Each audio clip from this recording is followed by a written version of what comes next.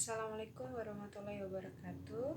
Perkenalkan, kami dari kelompok 2 akan menyampaikan hasil diskusi dari kelompok kami mengenai teori evolusi sebelum masa Darwin. Sebelumnya, izinkan saya untuk memperkenalkan anggota dari kelompok kami. Yang pertama, Meliana Putri Lestari. Yang kedua, Agnesia Nur Fatmayuni. Yang ketiga, Nur Miftahur Rohmah. Yang keempat, Yanti Purnamasari. Dan yang kelima, Miftahul Jannah. Oke, langsung saja pada materi pembahasan. Bismillahirrahmanirrahim. Assalamualaikum warahmatullahi wabarakatuh. Perkenalkan, nama saya Agnes Nur Fatmayuni. Di sini saya akan mempresentasikan hasil diskusi dari kelompok kami, kelompok 2, tentang teori evolusi sebelum Darwin. Yang pertama akan saya jelaskan pengertian evolusi sebelum Darwin. Pengertian evolusi sebelum Darwin itu banyak pendapat dari ahli. Yang pertama menurut Plato 428 sampai 348 sebelum Masehi. Pandangan Plato, evolusi lebih mengarah kepada teori penciptaan dan penghancuran. Plato menyatakan bahwa adanya suatu penciptaan setelah terjadinya kehancuran. Yang kedua menurut Aristoteles 384 sampai 322 sebelum Masehi. Evolusi yaitu bukti mengenai desain dan tujuan alam. Aristoteles menyusun semua organisme dalam bentuk suatu skala alam, yang artinya memposisikan organisme-organisme dengan tingkatan sederhana, kemudian diikuti oleh organisme yang kompleks. Yang ketiga menurut Anaximander 600 sampai 546 sebelum Masehi. Evolusi diibaratkan seperti kosmos yang terbentuk dari kehancuran. Kehidupan itu timbul dari zat mati, sedangkan makhluk yang tinggi tingkatannya berasal dari makhluk yang lebih rendah tingkatannya. Yang keempat, menurut Carolus Linnaeus, evolusi yaitu semua makhluk hidup seperti tanaman dan binatang yang hidup sekarang ini dahulu dengan serentak diciptakan di atas bumi oleh satu cipta saja. Mereka diciptakan dalam bentuk seperti yang tampak sekarang ini.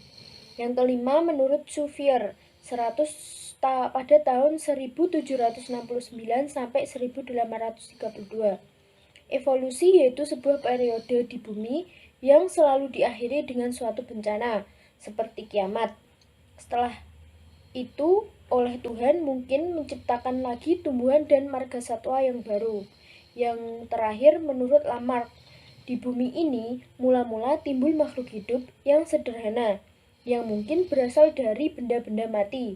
Akan tetapi dari makhluk yang sederhana itu, kemudian dalam tempo yang panjang sekali timbullah jenis-jenis makhluk yang hidup sampai sekarang ini. Ya, oke, baik. Di sini saya akan melanjutkan tentang materi selanjutnya, yaitu konsep-konsep penting dalam evolusi. Di sini ada beberapa konsep penting yang perlu kita ketahui dalam evolusi. Pertama, yaitu perubahan evolusi adalah perubahan komposisi genetik suatu populasi pada satuan waktu tertentu. Jadi di sini yang berubah yaitu komposisi genetik dengan satuan waktu tertentu. Jadi ada waktu yang panjang dalam prosesnya. Kemudian yang kedua yaitu alam berfungsi sebagai pengaruh dalam proses evolusi populasi makhluk hidup. Jadi di sini yang paling berpengaruh yaitu alam ya. Kemudian yang ketiga yaitu faktor atau agen yang terpenting dalam suatu proses evolusi yaitu seleksi alam. Terus yang keempat, bentuk-bentuk respon makhluk hidup terhadap seleksi alam, diantaranya ada adaptasi organisme, terus perubahan komposisi genetik suatu populasi sesuai dengan kondisi lingkungan yang cocok dengan alel yang tersedia. Jadi yang bisa beradaptasi nanti yang bisa bertahan di suatu tempat tersebut. Kemudian ada beberapa mekanisme dalam perubahan evolusi yang dikenal dengan isolasi. Di antaranya contohnya ada geografik, reproduksi, perilaku, serta akibat-akibat yang menyertainya. Kemudian terbentuknya spesies baru. Kehidupan di muka bumi ini berubah dari waktu ke waktu. Ada yang muncul, kemudian ada yang punah. Jadi berubah. Kemudian organisme sekarang mempunyai sejarah hubungan dengan organisme di masa lampau. Jadi adanya keberlanjutan turun-temurun dari organisme sebelumnya. Begitu. Materi selanjutnya adalah teori evolusi menurut pandangan Islam. Di dalam Islam, teori tentang penciptaan makhluk hidup telah dijelaskan dalam Al-Quran.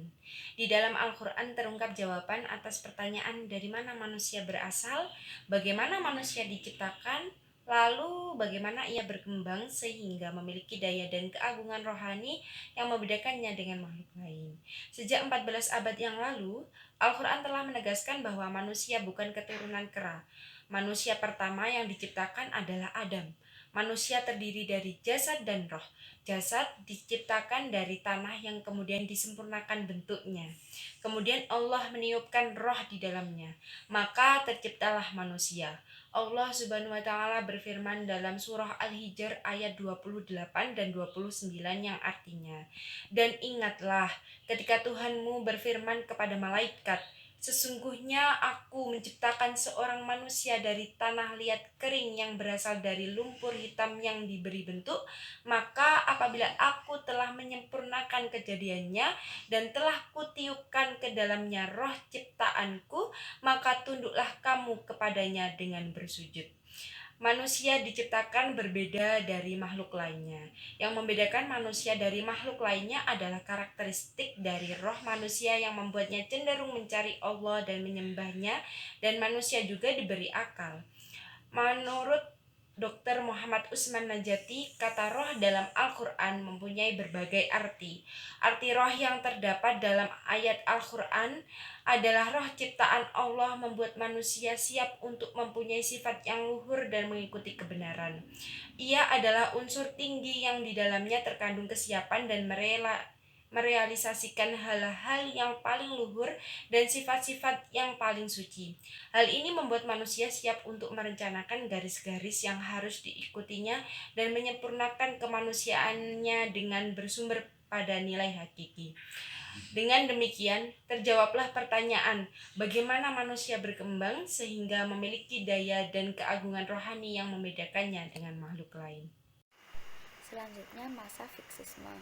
Masa fiksisme menurut para ahli yang pemikirannya memiliki kedekatan dengan mitos, sehingga pendapatnya juga lebih bercorak sebagai fiksi ilmiah. Konsep-konsep utama yang berkembang masa itu, yang pertama, sampai abad ke-18, paham yang berkembang adalah bahwa organisme adalah sebagai ciptaan Tuhan, sehingga dalam bahasa biologi tentang asal-usul kehidupan disebut sebagai teori ciptaan khusus.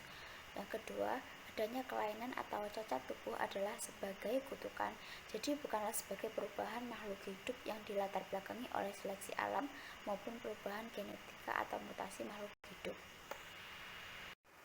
Pemikiran yang mulai berbeda dengan teori ciptaan khusus kemudian mulai digagas oleh beberapa orang ahli seperti 1. Linnaeus mengelompokkan organisme berdasarkan kesamaan alat reproduksi dan manusia dimasukkan ke dalam kelompok kera. Yang kedua, Buffon mengatakan bahwa hewan-hewan bersifat plastis. Variasi-variasi hewan kecil yang dihasilkan lingkungan akan berakumulasi menjadi perbedaan-perbedaan yang lebih besar. Setiap hewan pada jalur tipe-tipe hewan berubah jadi moyangnya yang keadaannya lebih sederhana. Yang ketiga, Kofir mengatakan bahwa tipe-tipe baru spesies terbentuk setelah adanya bencana. Setiap spesies tercipta secara terpisah.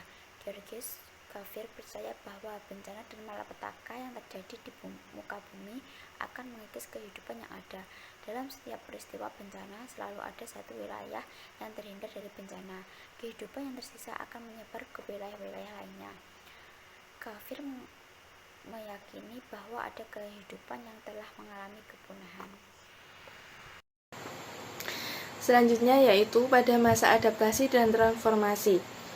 Pada masa ini, semua ahli yang menyatakan teori evolusi masa ini didasarkan atas adanya perbedaan antara makhluk satu dan yang lainnya.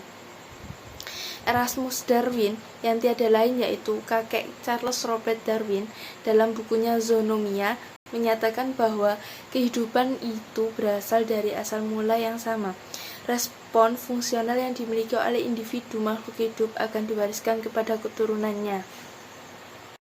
Konsep-konsep yang berkembang pada tahap ini, yang pertama yaitu Lamarck. Lamarck adalah biologiawan Perancis yang dikenal karena pendapatnya dalam teori tentang evolusi kehidupan. Lamarck dikenal sebagai penggagas suatu bentuk teori evolusi kehidupan, yang kemudian dikenal sebagai Lamarckisme. Dia menyatakan bahwa perbedaan antara individu terjadi karena kebiasaan atau latihan-latihan yang dilakukan individu tersebut. Contoh yang dikemukakan adalah leher jerapah. Hewan ini memiliki leher yang panjang karena mulut di kepala selalu digunakan untuk meraih daun-daun pakannya yang semakin tinggi. Perubahan yang terjadi pada spesies ini adalah sebagai akibat respon makhluk hidup terhadap lingkungannya, yaitu adaptasi. Anggota tubuh yang terlatih akan menguat, sementara yang tidak terpakai akan melemah dan tereduksi. Hasil adaptasi ini sedikit demi sedikit diwariskan secara turun-temurun kepada anaknya yang berlanjut sepanjang masa. Selanjutnya yaitu Charles Lyell. Charles Lyell ini mengemukakan adanya evolusi geologi. Teori ini berbicara mengenai perubahan ketinggian tanah, sedimen yang dibawa oleh air, perubahan partikel, dan perubahan iklim. Dalam teori ini, organisme-organisme yang ada dianggap sebagai turunan hasil modifikasi spesies-spesies lain yang hidup di masa geologi sebelumnya.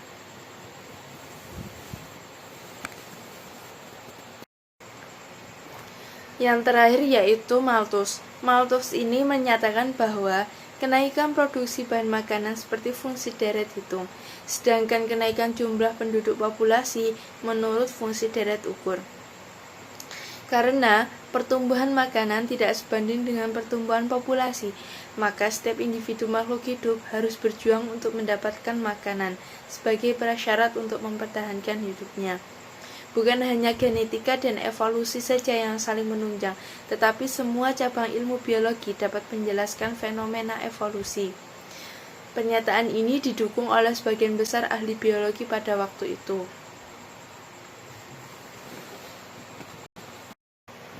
Sekian presentasi dari kelompok kami. Apabila ada tutur kata dan penjelasan yang kurang jelas, kami mohon maaf yang sebesar-besarnya.